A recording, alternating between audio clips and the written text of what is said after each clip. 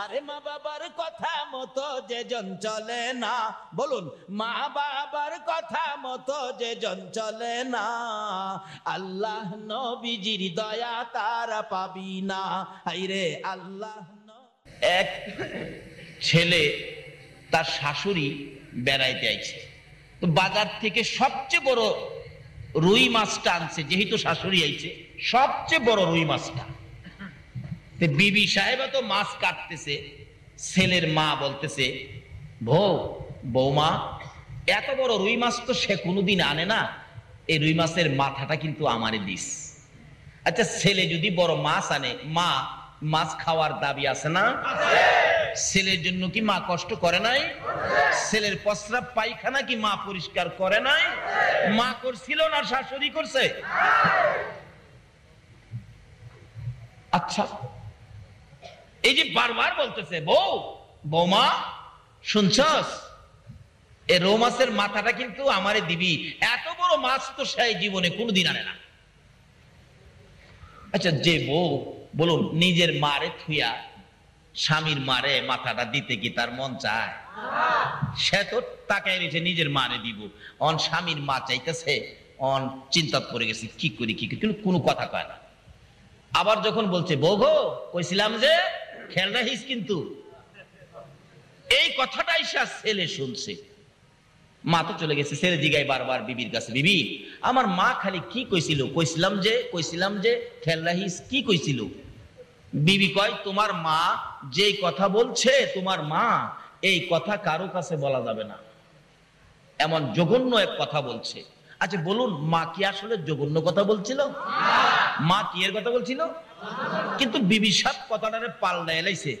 এই বাবা যুবক, এখনো কিন্তু তোমার বিবি তোমার মা বাবার বিরুদ্ধে এমন কমপ্লেন দিতে পারে, কিন্তু মা বাবার কাছে যাচাই না করে মা বাবার উপর অ্যাকশনে যায় না।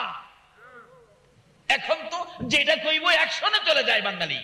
আগে জিজ্ঞাসা এলো মা এই কথা বলছে কিনা, কিন্তু ছেলে তো অ্যাকশনে চলে গেল। কিভাবে? কি কইছে মা? তোমার মা যেটা বলে তোমাকে বলা যাবে না। আর কি বলছে বলো না। তোমার মা বলছে তোমার তো বাবা নাই, এই বুড়া বয়সে তোমার মাকে আরেক জায়গায় বিবাহ দিতা। নাউজুবিল্লাহ। আসলে কি মা এই কথা বলছিল? দেখলেন কথাটা বদলাই নিছে। এরকম বদলাইন না মানুষ আছে না বাংলাদেশে? আপনাদের চট্টগ্রামে নাও থাকতে পারে, আমাদের এলাকায় আছে। কত সংসার যে বুড়া মা বাবারে ফেলায়া ওই ছেলে বিবি নিয়ে আলাদা খায়, মা বাবার খবর নেয় না। কি হবে নবীকে ভালোবাসা দিয়ে? কি হবে মিলাদুন নবী করে? কি হবে গাউসে পাকের স্মরণ করে? যদি মা বাবারে কেউ কষ্ট দিয়ে থাকো, নবীর শাফায়াত নসিব হবে না। বিবির কথায় মা বাবা আলাদা, বহু ঘটনার বহু। ছেলে জিগাই মা এ কথা বলছে, হ্যাঁ কও কি? এই মারে তো রাখা যায় না, এই মা সংসারে থাকলে আমার ইজ্জত বাঁচবে না। টেনশন খুব, মার দিকে ফিরেই চানা। কইল কি মা? আচ্ছা মা কি আসলে কথা বলছিল? বিবির সাথে পরামর্শ করে কি করা, কেমনে কি করা। বিবি কই চিন্তা করো না, রাত্রে যখন ঘুমাইবো ঘুমের ঘরে খাতা দিয়া বইল্লা একবারে নদীর ওই পার নিয়া বালুর চরে ফালাইয়া দিয়ামু, যেখানে কোনো মানুষ টানুষ নাই। 2-4 দিন থাইকা পুরা মানুষ এমনি মইরা যাইবো, এমনি বা শেষ হয়ে যাইব। ছেলে কো ঠিক বলছো, এই মা যদি সংসারে রাখি, আরো কারো কাছে কথা বলে ফেলে আমার ইজ্জত থাকবে না, আমার বংশের ইজ্জত নষ্ট হয়ে যাবে, মানুষ সমালোচনা করবে। ঠিক আছে, এটাই সিদ্ধান্ত। মাকে কি করবে? রাত্রে নদীর ওই পার বালুর চরে ফালাইয়া দিয়ে আসবে। রাত্রে ছেলের মা এবং মেয়ের মা দুজনই তো, দুজন বেআইন না?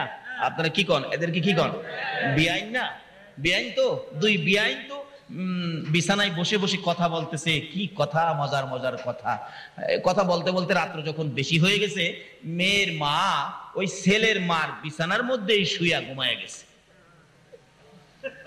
ছেলের মা ভাবতেছে বিয়ান মুরব্বী মানুষ এখানে ঘুমাইছে, আমি যদি সাথে ঘুমাই হয়তো তার কষ্ট হইতে পারে, এই বিছানাটা তো খালি আছে, আমি না হয় এটা ঘুমাই। ঠিক আছে, কার জন্য গর্ত করতেছেন? এই গর্তের মধ্যে নিজেই পড়বেন। এটা কার বিচার? এই বিচার করুন না, আসেনি এখনো। সঠিক বিচার করার মালিক একজন আছে কিনা? সেই মালিকের নাম কি? সেই মালিকের নাম কি? সে আল্লাহকে খুশি করতে রাজি আছেন তো? সে আল্লাহকে খুশি করতে গেলে আগে খুশি করতে হবে কাকে? মুহাম্মাদুর রাসূল। এই নবীকে খুশি করলেই আল্লাহ খুশি। তাই আজকে আমরা সেই নবীকে খুশি করার জন্য এই মাহফিলে বসেছি। আল্লাহ তুমি কবুল করো, সকালে বলো না আমিন। এইবার ভাবতেছেন খাতা দিয়া বইলা নদীর ওই পার, কিন্তু ঘটনাক্রমে মায়ের বিছানায় শাশুড়ি, শাশুড়ির বিছানায় মা। এমন এক শীত, যে শীতে লেপ ধরা যায় না, পাতলা খেতাও সারা যায় না। আসলে এমন একটা শীত করে না, ফাল্গুন মাসের দিকে দেখবে লেপ গায়ে দিলে গরম করে, আবার একবারে কিছু গায়ে না দিলে শীত করে। পাতলা খাতাটা নাকে মুখে দিলে খুব আরাম লাগে। পাতলা খেতা নাকে মুখে দিয়ে খুব আরামে ঘুমাইতেছে। দুইজন রাত্র যখন এরকম 12টা পার হয়ে গেছে, দুইজন তো ঘুমায় না, কয় দেখো না, কয় হ নাক ডাকতেছে, খুব ঘুমাইছে। এমনি যে খেতাটা প্যাকেট কইরা লাগছে, প্যাকেট কইরা দুইজনে ধইরা নৌকার মধ্যে উঠাইয়া একবারে নদীর ওই পার এমন জায়গায় ফালাই যেখানে কোনো মানুষ যায় না, ফালাই দিয়ে আসতেছে। আর খুশি, বিপদ মুক্ত করে লেছি, ইজ্জত বাঁচাইছি। বাড়ি অলনি কয় আমার জীবনের লেগে ঘরের বেজাল দূর করছি। কিন্তু ছেলেটা যতই মা খারাপ হোক, মায়ের জন্য ছেলের কিছু না কিছু দরদ না হইয়া পারে না। ছেলে কয় কি করলাম, মা কি বলছিল জিগাইলাম না, মারে আইনা এইভাবে ফেলে দিয়ে গেলাম, মার বিছানাটা খালি হয়ে গেল, আজকে বিছানায় গিয়ে মারে দেখবো না। তার কলিজাটা মানতেছে না। ওই খালি বিছানাটা মায়ের বিছানার পাশে দাঁড়ায়া দাঁড়ায়া চোখের পানি ছাড়তেছে। মা গো মা, কি জানি বলছিলা তুমি, না জিগাইয়া তোমারে ফেলে দিলাম, তুমি না আমারে পেটে রাখছো। ছেলেটা কাঁদতেছে। হঠাৎ ওই বিছানার থেকে মার কানে ছেলের ডাকের আওয়াজটা পড়ছে। বলুন, সন্তান মা কইয়া ডাকলে মার শান্তি লাগে কি না? মা তো ঘুম থেকে লাফাইয়া উঠছে, আমার ছেলে আমার এইভাবে মা মা কইয়া ডাকতেছে। ওইটাই তো ডাক। কি রে বাবা, কি কি হয়েছে তোমার, কেন আমার এইভাবে ডাকতেছো? ছেলে কয় কে? মা। হ্যাঁ তুমি? হ্যাঁ। তুমি ওই পারতে কেমনে আইলা? করে বাবা কোন পারতে? ওই পারতে। ওই পার কোনটা? কই হেই পার। করে হেই পার কোনটা? নদীর হেই পার। আমি তো এই বিছানায় ঘুমাইতেছি, আমার হেই পার নিলে কবে? তুমি কি এই বিছানায় ছিল না? কই না, এর মধ্যে তোর শাশুড়ি আছে। কারে ফালাইবেন আর ব্যবস্থা কারে করছে? মা কি বলো? হ্যাঁ আমি এখানে ঘুমাইছিলাম। মা তাহলে আমি কি শাশুড়িরে ফেলাইছি? কি তুমি কি হইতেছো, পাগলের মতো কথা বলতেছো, কি ব্যাপার? মা তুমি যে বলছিলে আমার বিবির কাছে বউ গো, কইছিলাম যে খেয়াল রাখিস, কি কইছিলা? মা বলতেছেন বাবারে, তুমি যে বড় রৌ মাছটা আনছিলা, আমি বলছিলাম রৌ মাছের মাথাটা খাইতাম রে বাবা, কারণ এত বড় মাথা, এত বড় মাছ তুমি কোনোদিন আনো নাই। বাবারে আমি তো বলছিলাম ওই রৌ মাছের মাথাটা খাওয়ার জন্য। মা তুমি কি রৌ মাছের মাথা খাইতে বলছো? হ্যাঁ। তাইলে আমারে কি বললো? কি বলছে? তুমি নাকি বলছো তোমাকে এই বয়সে একটা বিবাহ দেওয়ার জন্য বলছো। মা একটা চিৎকার মেরে চোখের পানি ছেড়ে দিলেন। মাহুত, আমার এই বয়সে এমন এক কলঙ্কিনী কথা আমার ছেলের বউ কিভাবে আমার উপরে উঠাইয়া দিল। মাবুদ রে, এই বিচার আমি তোমার কাছে চাই। আমার আল্লাহ বলেন বিচার দিতে হবে না, বিচার দেওয়ার আগে আমি আল্লাহ বিচার করেছি। বলুন এই আল্লাহ এখনো আছে কিনা? গর্ত কার জন্য করতেছেন? কাকে বিপদে ফেলাইবার চিন্তা করতেছেন? এই বিপদ কিন্তু আপনার উপরে। বাবা কি হইছে, আমাকে এই কলঙ্কিনী করলো? মা এই জন্য বিচার হয়ে গেছে। আল্লাহু আকবার বলো। বিচার হয়ে গেছে। আমি ভাবছিলাম বিবির কথাই তোমাকে নদীর ওই পার ফালাবো, এখন দেখি তুমি না, ওই তার মাকে নিয়ে ফালাইছি। মা তুমি আরামের বিছানায় থাকো, রৌ মাছের মাথা খাবি, আরো যা চাবি তুমি তাই পাবি। আল্লাহু আকবার। বিবি এমন একটা মিথ্যা কথা আমার মার উপরে তুলে দিয়েছো, যে মার গর্ভে 10 মাস 10 দিন থেকে যে মারে কষ্ট দিয়েছি, এই মার উপর এমন কথা তুমি উঠাইছো। তোমার মায়ের বিচার আমার আল্লাহ করেছে, আর তোমার বিচার আমি নিজে করব। আজ থেকে আমার সীমানার বাহিরে যাও, তোমার সাথে আর সম্পর্ক নাই, বিদায় যাও। বাবারে কার ক্ষতি করবেন, এই ক্ষতি আপনার উপর আসবে। এমন মার উপরে যদি এরকম কলঙ্কজনক কথা উঠায়, বলুন আল্লাহ কি এটা বরদাস্ত করবে? কোন মা? আল্লাহু আকবার। এক বেচারা স্বপ্নে দেখে, মা কি জিনিস বোঝানোর জন্য বলছি, এই মার উপরে কলঙ্কজনক কথা বললেন না। এক বেচারা স্বপ্নে দেখে আল্লাহর আরশের খুঁটির নিচে চুমাইতেছে, আরশের খুঁটি। সকালবেলা ঘুম থেকে উঠে একজন মসজিদের ইমাম সাহেব আল্লাহর ওলির কাছে বলতেছেন, হুজুর আমি একটা স্বপ্নে দেখলাম, স্বপ্নের ব্যাখ্যাটা দেন তো। কি স্বপ্ন? আমি আল্লাহর আরশের খুঁটির মধ্যে চুমাইতেছি, কি স্বপ্ন দেখলাম? এবার আল্লাহর ওলি বলেন, তোমার মা আছে? আছে। বাবা আছে? আছে। তাড়াতাড়ি যাইয়া তোমার মা বাবার পায়ে চুমা দাও। ওই লোকটা বলে, হুজুর আপনি একটা কথা বললেন, আল্লাহর আরশের খুঁটি কই আর আমার মা বাবার পাও কই? কই কইলেন, কি কইলেন বুঝি না। আরশের খুঁটির চাইতে কি মা বাবার পাও বড়? আমি তো আরশের খুঁটি চুমাইছি। আল্লাহর ওলি বলেন, বাবারে, একটা আরশের খুঁটির চাইতে তোমার মা বাবার কদমের মর্যাদা কোটি কোটি গুণ বেশি। এই মাকে কলঙ্ক, এই মাকে দুঃখ, এই মাকে ব্যথা দিয়ে বলুন সুখে শান্তিতে থাকা যাবে? বিচার করুন না, একজন আছে, বলুন এই মালিকটা কে? সে নবীর উম্মতের এত ভালোবাসেন আমার আল্লাহ। আসুন, সে নবীর উম্মত ভালোবাসা পাইতে গেলে কি লাগবে? আল্লাহ বলছে নবীর কথা মানতে হবে। নবীর কথা মানতে গেলে প্রথমত নামাজ মাওলার দিদারের জন্য, আসসালাতু মিরাজুল মুমিনিন। আসুন জান্নাতের ব্যবসা করবেন। এবার জান্নাত তাজু করার পরে জান্নাত শুরু হলো। ব্যবসা কি? মান ক্বালা লা ইলাহা ইল্লাল্লাহু ফাদাখালাল জান্নাহ। বন্ধুগো, এই কালিমাটা যারা পড়বে তাদেরকেই তো আমি জান্নাতে ঢুকাবো। এবার জান্নাতের টিকিট খান পাইলেছেন যাদের কাছে কালিমাটা আছে। দ্বিতীয় নম্বরে বলছে আসসালাতু মিফতাহুল জান্নাহ। বন্ধুগো, এই নামাজটা হলো বেহেশতের চাবি। নবী আপনি বলে দেন, নবীজি বলে গেছে, ও উম্মতেরা, আসসালাতু মিফতাহুল জান্নাহ, নামাজ বেহেশতের চাবি। দ্বিতীয় নম্বরে বলছে এই বেহেশতের মেহমান হইয়া খাইবেন, খাইতে গেলে আমলে থাকতে হবে। মান আহাব্বা সুন্নতি ফাকাদ আহাব্বানি ওয়া মান আহাব্বানি কানা মাই ফিল জান্নাহ। যারা নবীর সুন্নতকে মহব্বত করবে সে যেন রাসূলকে মহব্বত করলো, যে রাসূলকে মহব্বত করলো আমার রাসূলের সাথে এই জান্নাতে একই প্লেটের মধ্যে খানা খাইলো। জোরে কান সুবহানাল্লাহ। এবার শেষ দরখাস্ত, রাসূল বলছে উম্মতেরা রে, নামাজ, রোজা, হজ, যাকাত, মুফতি, মুহাদ্দিস, মক্কা মদিনার ইমাম সাহেব যদি হও, আরেকটা জায়গা বাকি রয়েছে। সেই জায়গাটা কোথায়? আল জান্নাতু তাহতা আকদামিল উম্মাহাত। তোমার মায়ের পায়ের নিচে তোমার জান্নাত। বলুন কার পায়ের নিচে? আরো জোরে বলুন। এই মায়ের খেদমত গাউসে পাক করছে কিনা? আমার আগের বক্তা বলে নাই, আল্লাহর ওলিরাও মায়ের খেদমত করেছে। যেই মায়ের খেদমতে সরাসরি আল্লাহর ওলি হওয়া যায়। বাবারে, আসুন যা যা করেছেন সব কিছুর মূলে হবে মা বাবার খেদমত। মা বাবার খেদমত করুন, মা বাবাকে দুঃখ কষ্ট দিয়েন না। যদি কেউ দিয়ে থাকেন, আজকের মাহফিল থেকে গিয়ে মায়ের ঘরের দরজায় যায় ডাক মারেন, মা, মা গো, হুজুর আমার যে মা নাই, আমি কি করব? মা তো কবরে চলে গেছে। কালকে ফজরের নামাজটা পড়ে দৌড়াইয়া মায়ের কবরে চলে যান। মায়ের কবরের পাশে দাঁড়ায়া দুইটা হাত বাড়ায় ডাক মারেন, রাব্বিরহামহুমা কামা রাব্বায়ানি সগীরা। চোখের পানি ছেড়ে দেন। আল্লাহ কথা দিয়েছে, বন্ধুগো, তোমার কোন উম্মত যদি মায়ের কবরের পাশে, বাবার কবরের পাশে দুই চোখের পানি ছেড়ে দেয়, আমি আল্লাহ কথা দিলাম, এই চোখের পানি নাকের আগা বরাবর আসার আগে আগে মা বাবার কবরকে আমি জান্নাতের বাগান বানিয়ে দিব। আমার উম্মতের কবরের আযাব বন্ধ করে দাও। জিবরিল এক, হুজুর আপনি দোয়া করলেও আযাব বন্ধ হবে না। কই কি?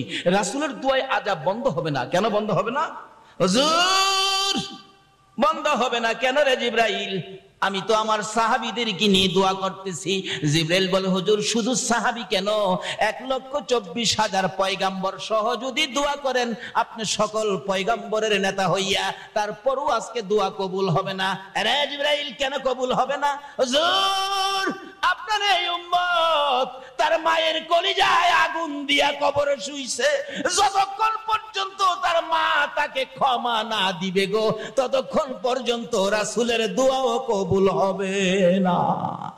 আরে মা বাবার কথা মতো যে জন চলে না, বলুন মা বাবার কথা মতো যে জন চলে না, আল্লাহ নবীজির দয়া তারা পাবি না। আইরে আল্লাহ নবীজির মা বাবাকে দুঃখ দিলে নামাজ রোজা যায় বিফলে, মা বাবাকে দুঃখ দিলে নামাজ রোজা যায় বিফলে, মার কলিজায় আঘাত দিলে খোদা সহে না, মার কলিজায় আঘাত দিলে খোদা সহে না, আল্লাহ নবীজির দয়া তারা পাবি না, হায়রে আল্লাহ নবীজির। মা বাবা অতি আপন, মা বাবার করো যতন, মা বাবা অতি আপন, মা বাবার করো যতন, তিন কথার সাথী পায়া বুইলা যায়ও না, তিন কথার সাথী পায়া বুইলা যায়ও না, আল্লাহ নবীজির দয়া তারা পাবি না, হায়রে আল্লাহ নবীজির। আমার নবী বলেন, জিবরাইল তার কবরের আযাব আমি যে সইতে পারি না। জিবরাইল বলেন, ইয়া রাসূলুল্লাহ, যতক্ষণ পর্যন্ত তার মা জীবিত আছে, তার মা তাকে ক্ষমা না দিবি, ততক্ষণ পর্যন্ত আপনার দোয়ায়ও সে মাপ পাবে না। কত বড় কথা! রাসূল দোয়া করেন, কবুল হয় না। কাকে কষ্ট দেওয়ার কারণে? ঘুমায় রইছেন? কাকে কষ্ট দেওয়ার কারণে? কারণ মা, কোন মা চিনছিস? রাত্র 2টাই হোক, 2:30টাই হোক, সন্তান বাড়িতে না আসা পর্যন্ত বলুন তো বুড়িশ্বরের কার ঘরের দরজাটা খোলা আছে? কয়েকজনে কইছে সন্তান বাড়িতে আসলো না। এ বুড়িশ্বরের একজন সন্তান বাড়িতে আসলো না, 2টায় বাইজা গেছে রাত্র, সারা বুড়িশ্বরের ঘরে ঘরে দরজা বন্ধ, একটা ঘরের দরজা বন্ধ হলো না। বলুন তো এই ঘরটা কার ঘরটা? আরো জোরে কোন? মা। কোন মা? যেই মার পেটে 10 মাস 10 দিন ছিলাম। এরকম রাত্রে আমরা সকলেই একদিন মায়ের পেটে ছিলাম কিনা? এই রাত্রে মা আপনাকে আমাকে পেটে নিয়ে ঘুমাইতো, কিন্তু আমরা মাকে ঘুমাইতে দেই নাই। একটা লাথি মারছি, মা চট করে ঘুম থেকে উঠছে। আর একটা লাথি মারছি, মা জিহ্বা কামড়ায়া সহ্য করেছে। অথচ পাশে বাবা শুয়েছিল, বাবাকেও ডাক দেয় নাই। আর একটা লাথি মারছি রে, মা দুঃখিনী উইটা দাঁড়াইয়া গেছে। দাঁড়াইয়া থাকতে থাকতে তোমার আমার মা কত রাত্র যে ফজরের আজান পড়ে গেছে, মা মন ভরে ঘুমাইতে পারে না। এই মারে যদি কষ্ট দাও গো, রাসূলের দোয়াও কবুল হবে না। তারপরেও জীবনে কত মা তোমার আমার মতো একটা সন্তানের মুখ দেখার আশায় কত মা যে দুনিয়ার থেকে বিদায়ী হয়েছে, হয় নাই? ডেলিভারিতে অনেক মহিলা মারা যায় না, তারপরও মা জাতি, মহিলা মেয়ে, তাদের কত সাথ, তাদের সঙ্গে মহিলাটা ডেলিভারিতে মারা গেছে, এরপরও অন্য মহিলারা কি বাচ্চার আশা কি ছাইরা দিছে? জীবন দিয়ে হইলেও একটা বাচ্চার মুখ দেখতে চাই। আমি যে এলাকায় মতি করতাম, আলোচনায় বলি, ঘটনাটা শুনছেন হয়তো ক্যাসেটে। একটা মহিলা, গরিবের মেয়ে, বাচ্চা হবে, 3 দিন পর্যন্ত প্রসব ব্যথা, কিন্তু বাচ্চা হইতেছে না, চিকিৎসা করার মতো পয়সা নাই, এমনকি তার ঘরে কোনো খাবার পর্যন্ত ছিল না। 3 দিন পরে একবারে মৃত্যুর সাথে পাঞ্জা লড়ছে। ওই মেয়েটার মা মসজিদের দক্ষিণ পাশে গিয়ে আসরের নামাজের পরে সালাম ফিরানোর সাথে সাথে 2টা হাত এইভাবে বাড়ায় ডাকতেছে, ও আমার মহল্লাবাসী, ও আমার গ্রামবাসী, ও আমার সমাজের লোকেরা, আমার মেয়েটা মারা যাবে, আপনাদের কাছে আমার মেয়েটার জীবন ভিক্ষা চাই, আমাকে কিছু সাহায্য করুন, আমি আমার মেয়েটারে বাঁচাই। ডেলিভারিতে মেয়েটা মারা যাওয়ার পথে, কিন্তু কেউ সাহায্য দিল না, এমনকি একটা মুখের কথাও কেউ বলল না।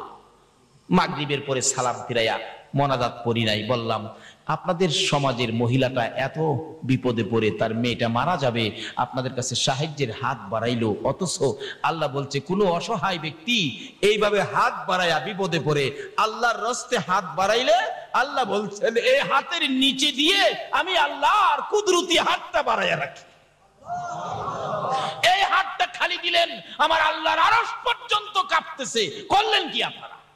একজন মুরব্বী কয়, বাবারে কার জন্য কে রোজগার করে রাখছে, কষ্ট পাইলাম।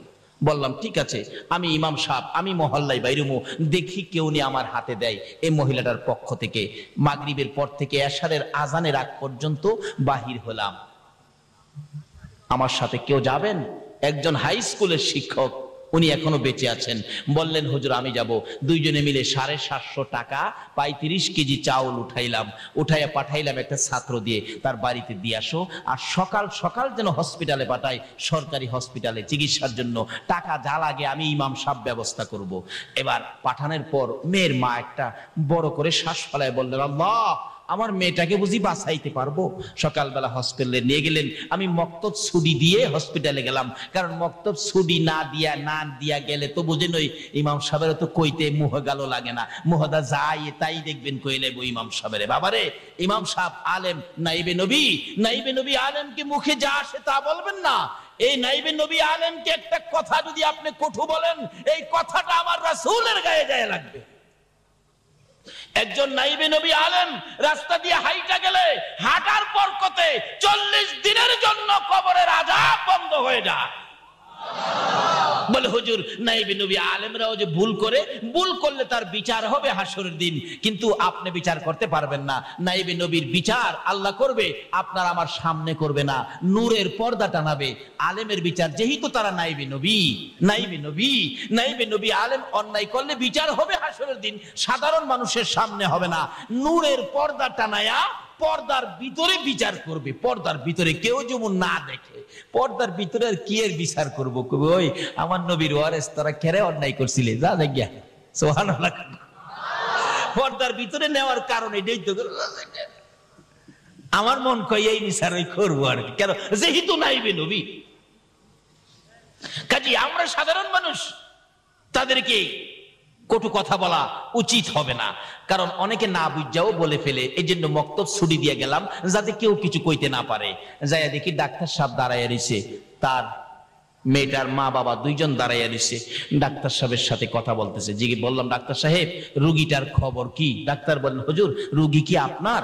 আমি বললাম, রুগী তো আমার না, কিন্তু আমি রুগীর পক্ষে। অবস্থা কি বলুন? ডাক্তার বলে, হুজুর রোগীটার অবস্থা একবারে শোচনীয়, কারণ লাস্ট মুহূর্তে নিয়ে আসছে, আরো আগে আসা দরকার ছিল, এখন রোগীটা বাঁচানো সম্ভব হবে না। আমি বললাম, দেখেন মরে যাক আপত্তি নাই, কিন্তু চিকিৎসা করে দেন।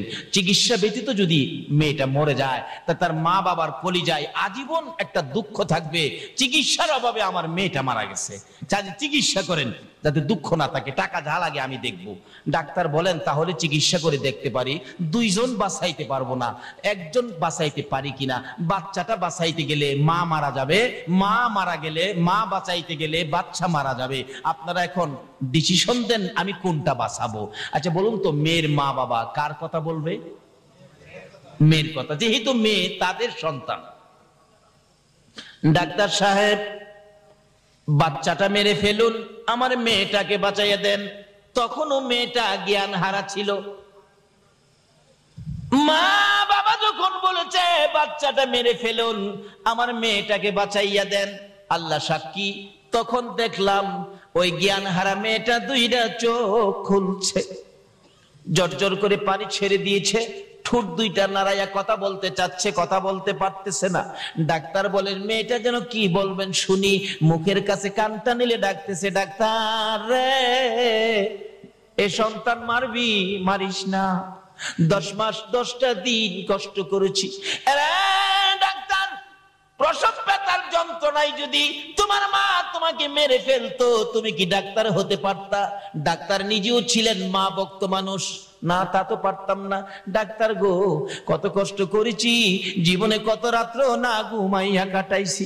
ডাক্তার রে, এখনো আমার পেটের উপর হাত দিয়ে দেখ, এখনো আমার সন্তান পেটের মধ্যে নড়াচড়ি করে। ডাক্তার, দুইজনের একজন যদি মারতে হয় রে ডাক্তার, আমার পেটের বাচ্চাটা মারিস না, আমি মায়ের জীবন শেষ করে দে, আমার সন্তান বাঁচাইয়া দে। একটা মুহূর্তের জন্য যদি আমি মা সন্তানের মুখটা দেখে যাইতে পারি রে, আমি মার কলিজা শান্তি পাইব। ডাক্তার বলেন, এত যখন আশা, চেষ্টা করে দেখি 2 জন বাঁচানো যায় কিনা। আমার জানা ঘটনা বলছি, চিকিৎসা শুরু হলো, একটু পরে শোনা যায় রুমের ভিতরে ওয়া ওয়া বলে কান্দে। ডাক্তার দরজা খুলে দিয়ে দুইটা চোখের পানি ছেড়ে দিলেন। কে আছেন আপনারা? ছেলে হয়েছে, ছেলের অবস্থা ভালো, কিন্তু ছেলের মা বাঁচবে না। ওই মহিলার মা বাবা রুমের ভিতরে যাই না, মেয়ে মারা যাবে, আর কি করব, বাহিরে দাঁড়াইয়া কাঁদতেছে। আমি চট করে ভিতরে ঢুকলাম, যাইয়া দেখি বাচ্চাটা জমিনে পড়ে হাত পাও নাড়াইয়া ওয়া ওয়া করে কান্দে। মা দুঃখিনী বাচ্চাটার দিকে দুইটা চোখ বড় বড় কইরা তাকাইয়া রইছে, নড়তে পারে না, ধরতেও পারে না। অনেকক্ষণ পরে মা যখন রুমের ভিতরে ঢুকছে, মাকে ইশারা দিয়ে বুঝাইতে চাইতেছে, মা গো, জীবন দিয়ে যেই সন্তানের মুখ দেখতে চাইলাম, সন্তানের মুখ দেখেছি, আমার সন্তান জমিনে পড়ে কান্দে, তোমরা একটু কোলে নাও না। কিন্তু ইশারা বুঝাইতে চায়, তারা তো বুঝতে চায় না।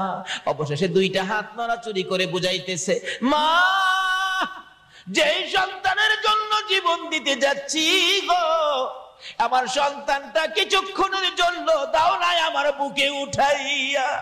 এই ইশারাটাও বুঝতে চাইতেছে না, বুঝতে পারতেছে না। অবশেষে দেখলাম দুঃখিনী মা নিজেই দুইটা হাত বাচ্চার দিকে বাড়াইতে চাইতেছে, শক্তি কুলায় না, ধাক্কা দেয় একটু বাড়ে, আর একটু ধাক্কা দেয়, আর একটু সামনে বাড়ে। এইভাবে হাত দুইটা বাড়াইতে বাড়াইতে বাচ্চাটার কাছাকাছি চলে গেছে।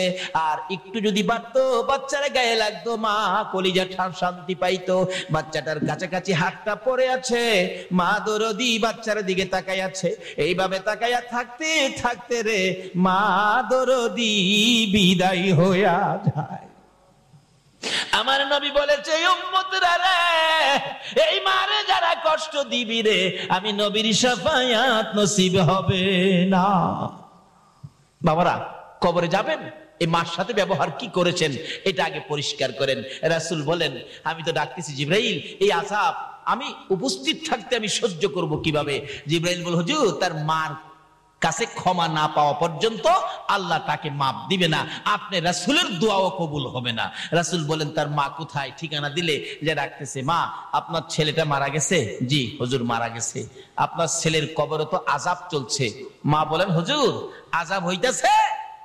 আল্লাহ আরো আযাব দেন। হ্যাঁ, আমারে পুইরা লাইছে।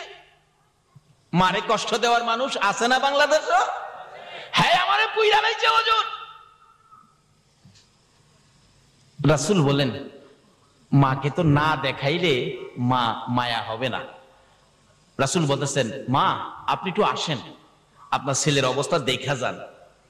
কবরের পাশে দাঁড় করাই রাসূল বললেন, প্রভু গো, তার মাকে কবরের আযাব দেখার শক্তি দাও। বলুন, এ নবীর কথাই দিবে কিনা? বলতে দেরি, শক্তি দিতে দেরি নাই। মা দেখে কবরের ভিতরে আযাব, মাথার থেকে চামড়াটা সিলাইয়া একটা টানে পাও পর্যন্ত নিয়ে যায়। আর ওই সিলানো শরীরের মধ্যে দাও দাও করে আগুন। ছেলেটা মা মা কইয়া চিৎকার মারে। মারে চিনেন না? বিপদে আপদে পড়লে বলুন অটোমেটিক মুখ দিয়া কার কথা আসে? পায়ে ব্যথা পাইয়া পায়ের নুকটা একবারে সিটা পড়ে গেছে, বলুন পায়ে হাত দিয়া কি বলে কাঁদতেছে বাচ্চাটা? মা, মা গো মা। পেট ব্যথায় অস্থির, শ্বশুর বাড়ি খাইয়া এমন খাওয়া খাইছে ব্যথা উঠছে পেটে, বলুন কি বলে কাঁদতেছে জামাই? মা, মা গো। শাশুড়ি কই, বেটা আমার বাড়ি খাইয়ে তোর মারে রেখে কাঁদতোস? আমার আল্লাহ কই, তোর বাড়ি খাইনি কি বো, ব্যথাই বেদনায় মার কথাই আসবে, জুতা দাবাই রে ও তোর কথা। কেন এই সন্তান নিয়ে কষ্ট ব্যথা বলুন কে বুক করেছে? মা। এই জন্য ব্যথাই বেদনায় পড়লে কার কথা মুখ দিয়ে আসে? মা। বলে হুজুর বাবার কথা কইতেন না, বাবা কি কম কষ্ট করছে, রোজগার করে খাওয়াইছে না? বাবার কথা আসে একবার, কোন সময়? ব্যথাই বেদনাই না। দেখবেন এই বৃষ্টি বাদলের দিন সকালবেলা ঘর থেকে ওইটাই দেখে উত্তর দিক দিয়ে এমন আকাশে মেঘ জমেছে, একবারে কালো অন্ধকার হয়ে রয়েছে। ঘুম থেকে ওইটা এই কালো হাঁসটা দেখা বলুন তো কি বলতেছে? বাবা রে বাবা। দিনের হাঁস দেখলে বাবার কথাই যে, কিন্তু ব্যথাই বেদনায় বাবার কথা বলুন কার কথাই? মা। রাসূল বলতেছেন, আল্লাহ তার কবরের আযাবটা দেখার শক্তি দাও। মা দেখতেছে ছেলেটা সমস্ত শরীরের চামড়া নাই, জাহান্নামের আগুন দাউ দাউ করে জ্বলতেছে। মাগো মাগো মাগো কইয়া কাঁদতেছে। আবার চামড়া ভরে যায়, পাও থেকে ফেরেশতারা চামড়াটা সিলাইয়া মাথা পর্যন্ত আনে, আবার জাহান্নামের আগুন জ্বলতে থাকে। মাগো মাগো কইয়া কান্দে। মা সন্তানের ব্যথা দেখে রে মা নিজের ব্যথা ভুলে গেছে। তাই আমি বলি, ছেলে মাকে ভুলে যাই গো, মা ছেলেকে ভুলে না। এমন দরদি মাকে আর ব্যথা দিও না। মা ডাকতেছে, ইয়া রাসূলুল্লাহ, আমাকে যত ব্যথাই ছেলে আমাকে দিয়েছে আমি সহ্য করতে পারবো, কিন্তু ছেলের ব্যথা আমি মা হইয়া সইতে পারি না। হুজুর, আমি আমার সন্তানকে মাফ করে দিলাম, আপনি বলুন না আমার আল্লাহকে যেন মাফ করে দেয়। এই মা মাফ করে দিলাম কথাটা বলতে দেরি হয়েছে, আমার রাসূল পাশে থাকার বরকতে মায়ের ক্ষমা দেওয়ার সঙ্গে সঙ্গে তার কবরটা জান্নাতের বাগান হয়ে যায়। কিন্তু নামাজ, রোজা, হজ, যাকাত, মুফতি, মুহাদ্দিস, মুফাসসির, মসজিদ বানান, মাদ্রাসা বানান, ওয়াজ করান, ওয়াজ করেন, ওয়াজ শুনেন, এমন কি মক্কা মদিনার ইমাম সাহেব যদি হয়ে যাও, আর এই মা বাবাকে যদি কষ্ট দাও, আল্লাহর জান্নাতে যাওয়া সম্ভব হবে না। তাই আসুন আমরা কি করতে হবে, কোরআন শরীফ কি বলে দেখি। কোরআন শরীফ বলছে কি, ওয়াসাইনাল ইনসানা বিওয়ালিদাইহি ইহসানা। আল্লাহ বলছে, হে মানুষ, তোমরা তোমাদের মা বাবার সাথে ভালো ব্যবহার করো। বলুন, মা বাবার সাথে কি ব্যবহার করতে বলছে? ভালো ব্যবহার। এখনকার দিনে কি ভালো ব্যবহার আছে? আমাদের যে এলাকায় ইমামতি করতাম এই এলাকার ঘটনা বলছি। এক বুড়া বাবা ছেলের সাথে ঝগড়া লাগিয়া, বুড়া বাবা শিক্ষিত মানুষ, এক পর্যায়ে রাগ হইয়া ছেলেকে ধমক মারলেন, তোমাকে শেখাব। ছেলেও শিক্ষিত, বাবার প্রতি রাগ হইয়া উল্টা মাইরা দিছে, আপনাকে ডবল শেখাব। আচ্ছা, এই ব্যবহারটা কি ভালো ব্যবহার হলো? ভালো ব্যবহার কিভাবে করবেন? কোরআন শরীফের মধ্যে ঘোষণা আছে আরেক জায়গায়, তোমরা বাপ মার সামনে দাঁড়াইলে মাথা নিচু করে দাঁড়াও, বুকটা টান করে দাঁড়ায়ও না। বাপ মার সাথে কথা বলতে গেলে বাপ মার কথা সুরের চাইতে তোমার কথা সুরটা বড় করো না। বাপ মা যদি কোনো কথা তোমাকে কটু বলে ফেলে, বাপ মার সাথে গিয়ার দেখাইও না। বাপ মা যদি তোমাকে থাপ্পড় মারে, বাপের মায়ের থাপ্পড় খায়া কান্দো, এমন কান্দা কান্দো না যেই কান্দায় তোমার মা ওই আবার কষ্ট পাবে। কানতে থাক হইলে দূরে চলে যাও, মসজিদের ওই পাশে চলে যাও, নিরিবিলি কান্দো, তোমার মা যেন এই শব্দটা শুনতে না পারে। আল্লাহু আকবার বলুন। এই শিক্ষা দিতেছেন আমার আল্লাহ। বলুন, এই শিক্ষা কে দিতেছেন? আল্লাহ। তাই এই মা বাবার সাথে ভালো ব্যবহার করেন, মা বাবার সাথে ভালো ব্যবহার করেন। বাড়িতে যাওয়ার আগে মা কি খায়, কি পছন্দ করে একটা কিনেন, বেশি না পারেন একটা কিনেন, নিয়ে বাড়িতে যান। মা, পয়সা হয় নাই, একটা আনছি তোমার জন্য, তুমি না আপেল খাইতে ভালো পাও, একটা আপেল আনছি, তুমি আর কাউরে দেখাইও না মা, এটা তুমি চুপে চাপে খেয়ে ফেলো। মা দেখবেন হাসি দিয়ে বলবে, বাবা একটা আনছস, আমি খামো, আমার নাতি নাত কর আছে না, আমি একটা কেমনে খামো রে বাবা, মা তুমি চুপচাপ খেয়ে ফেলো। এই যে মা যে হাসি দিল, রাসূল বলেন, এই মার মুখে একটা আপেল দিয়ে হাসি ফুটাইছো, এই মার খুশির উপরে আমার আল্লাহ তোমার আমল নামাই একটা কবুল 7টা উমরা হজের সওয়াব দিয়া দিছে। লক্ষ লক্ষ টাকা খরচ করে মক্কার মদিনায় গিয়েছো, হজ কবুল হতে পারে, নাও হতে পারে। একটা আপেল দিয়ে মাকে খুশি করে, বাবাকে খুশি করে একটা কবুল 7টা উমরা হজের সওয়াব পেয়েছে। আমার এক বন্ধু আমার বাড়ির পাশে রেল লাইন হাইটে আসতেছে, জিগাইলাম, দোস্ত কোত্থেকে আইছো? খো ভাই সাহেব, মিথ্যা কথা তো বলতে পারবো না আপনার সাথে, সিনেমা দেখতে গেছিলাম। সিনেমা দেখতে, সিনেমা দেখতে যায় না যুবকেরা? দোস্ত সিনেমা দেখতে গেছিলাম, মিথ্যা কথা তো তোমার সাথে বলতে পারি না। তাই এখন তো সিনেমা শেষ হয় নাই। ক ভাই, সিনেমার দরজায় গিয়ে টিকিট কাটবো, তখন চিন্তা করলাম এই 15টা টাকা টিকিট কেটে সিনেমা দেখলে কি লাভ হবে। চিন্তা করলাম, যেই মা আমারে পেটে নিয়ে কষ্ট করছে, এই টাকাটা মারে খাওয়াইলে আমার লাভ হবে। এই যে দেখো, এই টাকাটা দিয়ে মার জন্য একটা কমলা কিনে নিয়ে আইছি, সিনেমা দেখি নাই। বাবা যুবক, তুমিও তার থেকে শিক্ষা নাও। যেই মা আমাকে পেটে নিয়ে রাত্র রাত না ঘুমায়া কাটাইছে, যেই বাবা মাথার গাম পাতায় ফালাইয়া রোজগার করে খাওয়াইছে, সিনেমা থেকে 15 টাকা 20 টাকা নষ্ট না করে এই মায়ের জন্য একটা কমলা কিনে 2টা মিষ্টি কিনে মায়ের হাতে দাও। যদি তোমার মা খুশি হয়ে যায় তাহলে তোমার জান্নাত তোমার নামে খরিদ হয়ে যাবে। রাসূল বলছেন ওই মানুষগুলি ব্যাকুপ, ব্যাকল, বুদ্ধিহারা, জ্ঞানহারা, যারা নিজের মা বাবার খেদমত করে জান্নাতটা কিনতে পারে নাই। মা বাবার খেদমত করে জান্নাত কিনতে পারে নাই। কোন মা বাবা? তোমার মা বাবা বুড়া হয়ে গেছে, বাবারে বুড়া মা বাবা ঘরের মধ্যে অসুস্থ, তুমি নামাজি মানুষ, নামাজের সময় নামাজে দাঁড়াইছো, আল্লাহু আকবার, যদি তোমার মা ডাক মারে, আব্দুর রহমান, নির্দেশ হলো নামাজটা ছেড়ে দিয়ে তোমার মার ডাকে সাড়া দাও। আজকে এত গুরুত্বপূর্ণ মা বাবার ব্যাপার আমরা গাফেল হয়ে গেছি। তাই কোরআন শরীফে আল্লাহ বলছেন তোমরা মা বাবার সাথে ভালো ব্যবহার করো। বলুন কি ব্যবহার করতে বলছে? মা বাবা যা বলে তা শুনো। মা বাবার মনে ব্যথা যাবে, ব্যথা পাওয়ার মতো কোনো আচার আচরণ তোমরা করো না। তার সাথে সাথে মা বাবা যদি কবরে চলে যায় তাহলে মা বাবার জন্য দোয়া করো। তাও কোরআন শরীফ আল্লাহ পাক শিক্ষা দিলেন, কি দোয়া? রব্বিরহামহুমা কামা রাব্বায়ানি সগীরা। বলুন পৃথিবীর কারোর জন্য দোয়া শিখাইছে না, শুধুমাত্র কোরআন শরীফে কার প্রতি দোয়ার নির্দেশ করলো? কেন? মার জন্য দোয়া করবেন। ইব্রাহিম নবী যখন ছোট ছিলেন, ইব্রাহিম নবী তার মাকে প্রশ্ন করেন, মা মা আমার রব কে?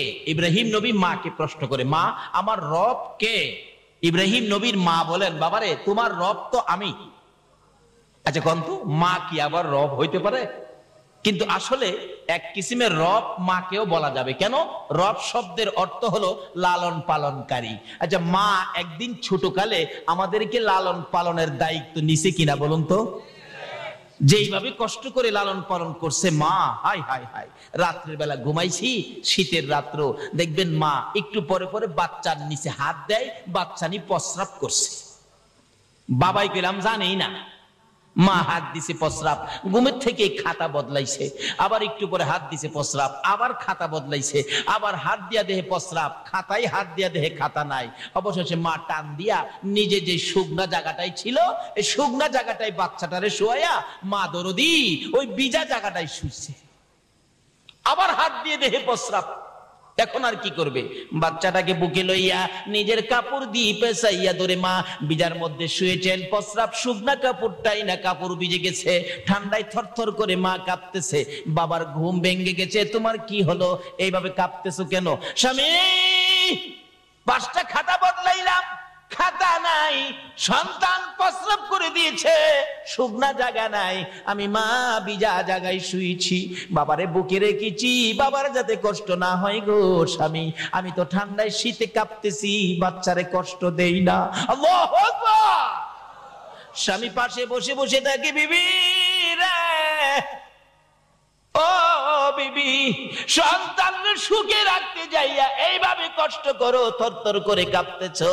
তাই আমার আল্লাহ বলেন, এই মা যদি কবরে যায় রে, এই মার জন্য দোয়া করো।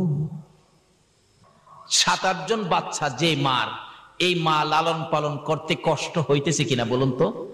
দেখবেন মা গরু আছে, গরু ঘরে নিলেন, ছাগল আছে, ছাগল ঘরে বানলেন, মুরুগ ঠামাইলেন, রান্না বাড়া শেষ করলেন, সবাইকে কাজ শেষ করে সন্ধ্যার সময় বাচ্চা কাচ্চাকে খাওয়াইলেন, স্বামীকে খাওয়াইলেন, শ্বশুর শাশুড়ি খাওয়াইলেন, এইভাবে সব কাজ শেষ করে তোমার আমার মা ঘুমাইতে যাইবো, রাত্র বাইজে গেছে 11টা, খালি 11টায় শুইছে, ল্যাপটা একটু গায়ে দিয়া, ল্যাপটা একটু গরম হয়েছে, শীতের রাত্র, এমন সময় 7 জনের মাঝখানে যাইছিল বাচ্চাটা, হ্যাঁ খাইছিল না, ঘুমেতে ওইটা দেখবেন শুরু করছে, পেন্ডের পেন্ডেন,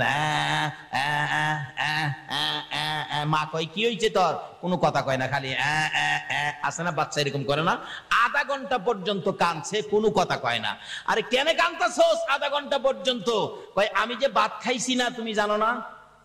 মা কয় এটা কি আধা ঘন্টা কাইন্দা কোন লাগে, আগেই তো তুই কইতারস। এরকম একটা বিরক্ত মারে আমরা করছি কিনা কন্ত?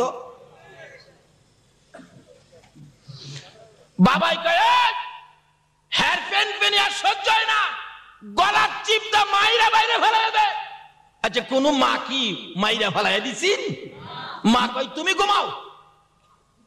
এই সম্পূর্ণ বিরক্তি বলুন কে সহ্য করেছে? মা। এই মারে কষ্ট দিয়া বেহেশত যাইতেন নামাজ পড়া, যায়েন বেহেশত গারো ধইরা বাইর করে দিব।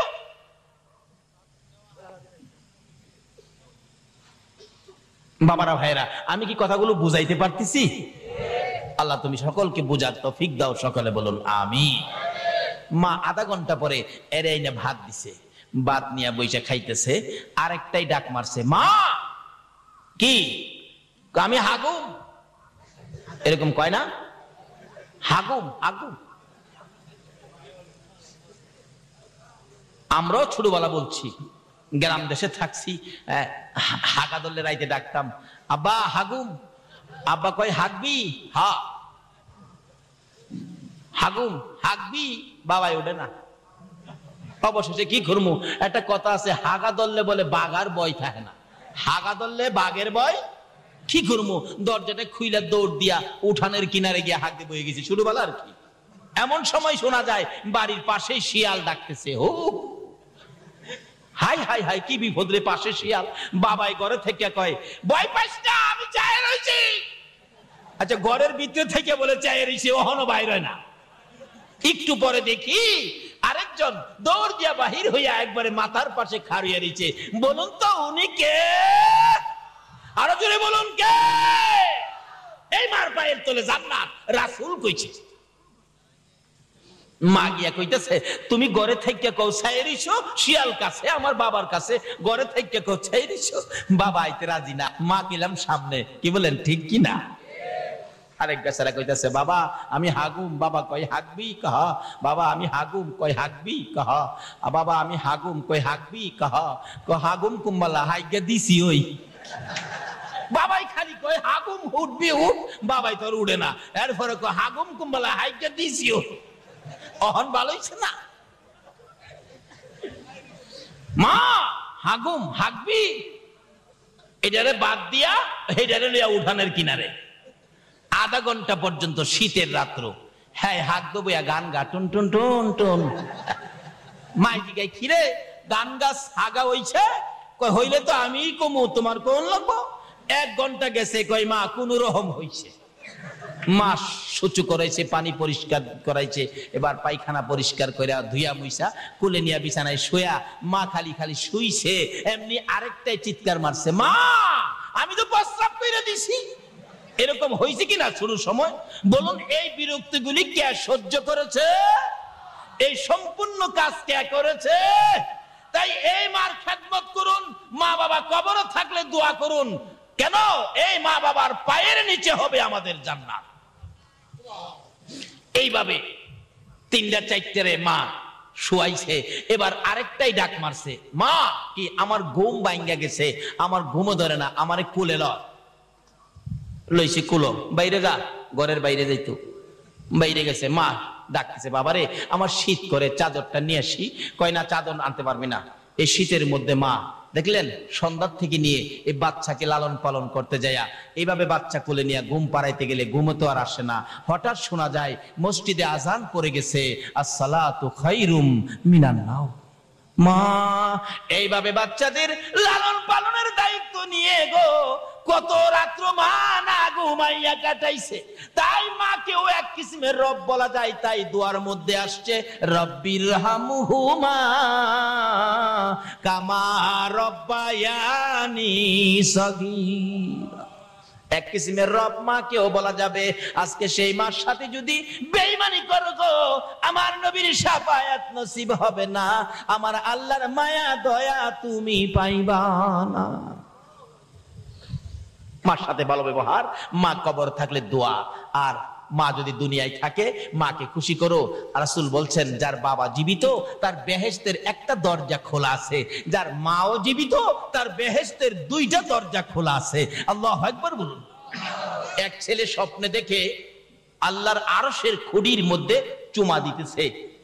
ছেলে দৌড়ায় সকালবেলা ইমাম সাহেব হুজুরের কাছে গেছে, হুজুর আমি স্বপ্নে দেখেছি আল্লাহর আরশের খড়ি চুমাইতেছি। ইমাম সাহেব বললেন, বাবা তোমার মা আছে? আছে তো, মার পায়ে গিয়ে চুমা দাও। হুজুর একটা কথা কইলেন, কই আল্লাহর আরশ আর কই মা? আল্লাহর ওলি বলেন, তুমি মাকে কি মনে করছো? আল্লাহর আরশের খড়ির চাইতে মায়ের পায়ের মর্যাদা কোটি কোটি গুণ বেশি। জোরে জোরে কোন সুবহান। কারণ যেই মায়ের পায়ের নিচে জান্নাত, আরশের খড়ির নিচে জান্নাত নয়। আজকে সেই মার সাথে ভালো ব্যবহার আমাদের দরকার আছে কিনা বলুন? মারও উচিত সন্তানদেরকে ভালো পথে পরিচালনা করা, বাবারও উচিত সন্তানদেরকে ভালো পথে পরিচালনা করা। আজকে যেই সন্তান, যেই মা বাবা এই সন্তানকে পেটে নিয়েছো, যারা আজকের এই সমাজ কল্যাণ যুব সংঘ করে এত বড় মাহফিলের আয়োজন করেছে, এই বৃষ্টি বাদলের মধ্যে এমন সন্তান জন্ম দেওয়া, এই পথে সন্তানদেরকে পরিচালনা করা, এটাও মা বাবার দায়িত্ব। আজকে যে মা বাবার সন্তান মাহফিলের আয়োজন করেছে আর যেই মা বাবা এই সন্তানের মা বাবা হয়েছেন, উভয় জীবন ধন্য। যদি এর মধ্য থেকে কেউ কবরে থাকে, আজকের মাহফিলের উসিলায় তাদের কবরগুলোকে জান্নাতের বাগান বানিয়ে দেওয়া হয়েছে। যেইভাবে মাহফিলটা সাজানো হয়েছে, তাদের কবরগুলোকে এইভাবে আজকে সাজানো হয়েছে। ফেরেশতারা বলেন, প্রভু গো, এই কবরগুলো সাজানো হলো কেন? এই কবরের এই অবস্থা কেন? আল্লাহ বলেন, তাদের সন্তানেরা আজকে দুনিয়াতে জান্নাতের বাগান সাজিয়েছে, এই বরকতে তাদের মা বাবার কবরকে আমি জান্নাতের বাগান সাজাইলাম।